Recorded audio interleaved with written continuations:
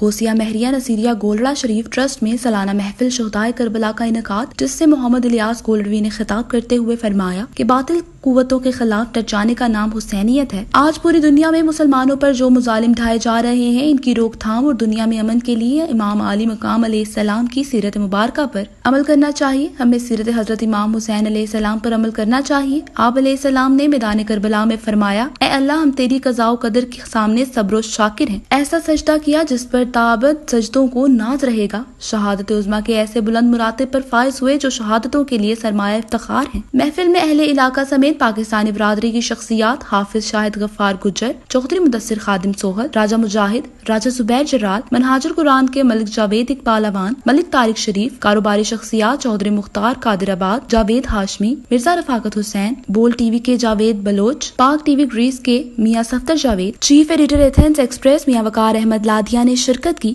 امتیاز عالم جعفری کی طرف سے حاضرین محفل کے لیے دودھ کی سبیل کا اہتمام بھی کیا گیا۔ محفل کے اختتام پر عالم اسلام شہداء کربلا کے درجات کی بلندی اور کشمیر کی آزادی کے لیے دعا کی گئی۔ رپورٹ میاں وقار احمد لادھیا، جذبہ نیوز، یونان۔ امیگریشن اور تارکین وطن کی خبروں سے باخبر رہنے کے لیے ہمارا YouTube چینل سبسکرائب کریں اور بیل آئیکن کو کلک کریں۔